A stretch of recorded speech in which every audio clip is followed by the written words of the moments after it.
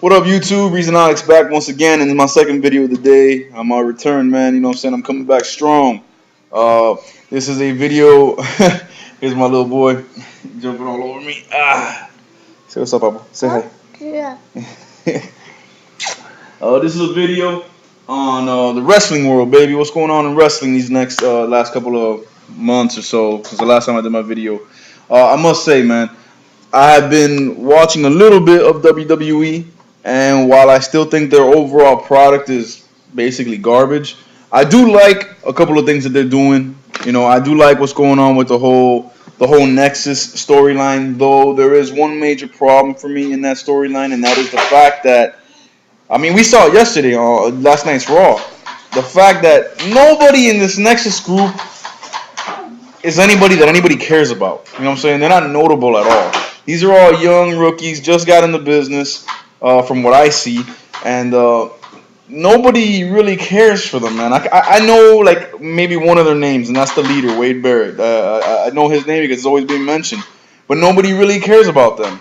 And we saw that yesterday in that they had to pair 7 other WWE established superstars along with them to fight the good guys. Well, you know, they had to put Sheamus, who in my book is still garbage, Edge, Jericho, and The Miz, I believe, who's also garbage.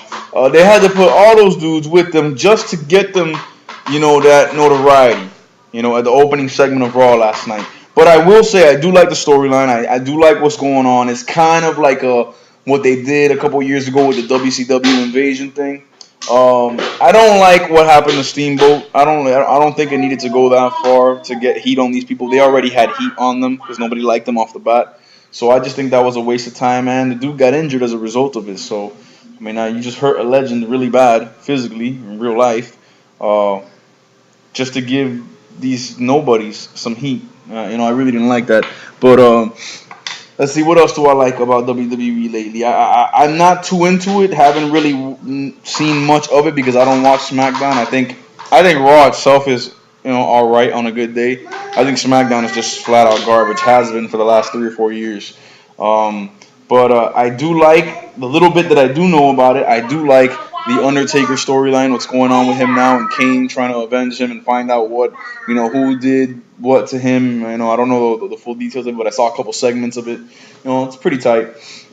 I can't stand the wrestler I'm about to mention. Nobody really can, unless you're about a 15-year-old girl. But I do like the way Cena snapped last night at the end of the show and just completely demolished that dude from Nexus. I like that. We need to see more of that from John Cena. That's the only way that he's going to be entertaining at all. You know what I'm saying? Because his wrestling is just garbage. But that's it for WWE from what I've seen.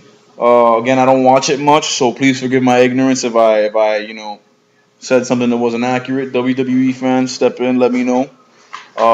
As far as TNA, man, TNA I think has been on an upswing in the last couple of weeks, man, especially the last month and a half or so. Really, ever since Hogan and Bischoff took over, they've been on an upswing.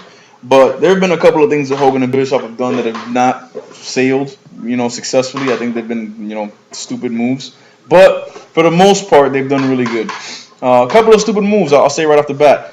And I know a lot of people disagree with me. That's fine. Bring it. Let's have some comments. Let's have some discussions. Give me a reason why I'm wrong. Because as far as I see, looking at it rationally, what I'm about to say is right.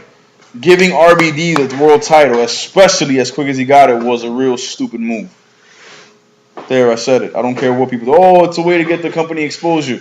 Yo, if you have Hulk Hogan, the immortal Hulk Hogan, the man who did for professional wrestling what Michael Jordan did for basketball in your promotion, that is the most exposure you're ever going to get. No one's ever going to give you more exposure than that. RBD, Sting, nobody. Okay, so that's a BS argument. Giving him the world title as quick as they did was stupid because it's if you look at it, this is the way things go. When a WWE talent comes over to TNA gives them all the attention, all the spotlight, and basically proves to the wrestling world that they need WWE and their talent to make it. You know what I'm saying? They basically brush aside all their homegrown talent that have put in work for God knows how many years to give the spotlight to this outsider who just came from the WWE. from the big company that they're trying to ultimately compete with.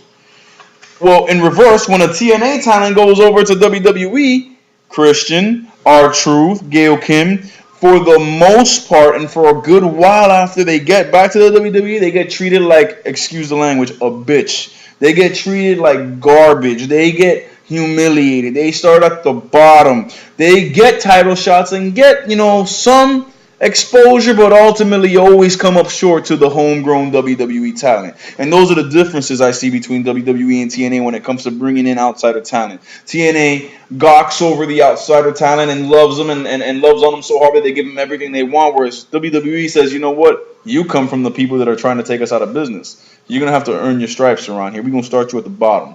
And I actually respect WWE's approach a hell of a lot more than TNA's in that response. But that's one stupid move that I don't like what TNA did. But on to what I was talking about. TNA is on a huge upswing. So many good things happening in TNA right now. First of all, Abyss is back to being the monster. That's what we need. That's what we've wanted. We didn't want Abyss dressed in red and yellow coming out to a remix of Hogan's WCW music, hulking up and pointing and saying you and pretending to be a Hogan with a mask on. With Hall of Fame ring and all that. I love when he came out and he tried to shove the Hall of Fame ring down Hogan's throat. That was awesome. Abyss's heel turn is awesome. And we'll talk a little bit more about that later in a part 2 because I don't think it's a heel turn, to tell you the truth. And I think it's in the same boat with Sting, which is another great move TNA's done. Sting's heel turn has been epic since January 4th till this day. And what I like about it is, think about it, we're in July, man.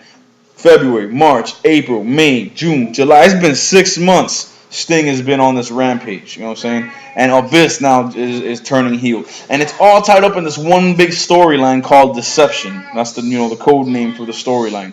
At least that's what everybody thinks, and that's what I happen to agree with. And what I like about that is it harkens back to the mid-'90s, the 90s, the boom in wrestling, where storylines were actually so significant that they took excess of months to a year to build up and finally culminate, not a week or two. You know what I'm saying? And I see TNA doing that with this Deception storyline. I love Sting's attitude and what Sting has been doing lately. His mic work, his attacks, awesome. I love it.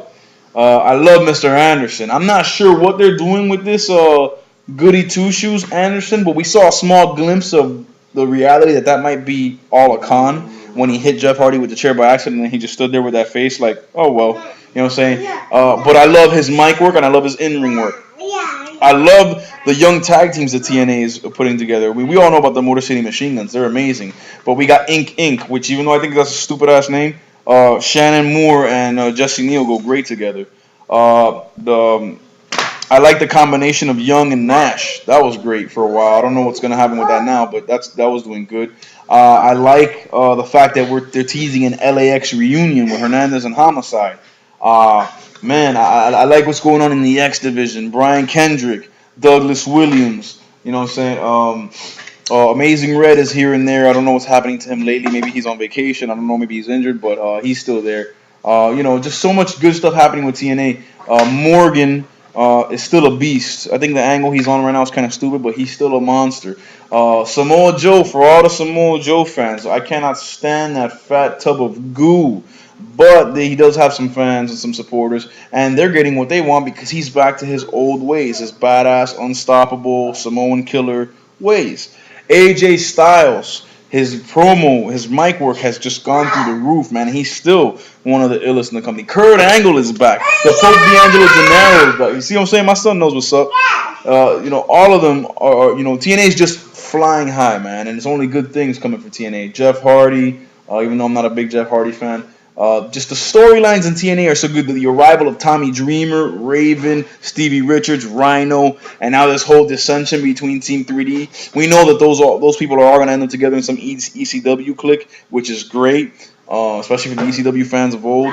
Just awesome, man. Awesome.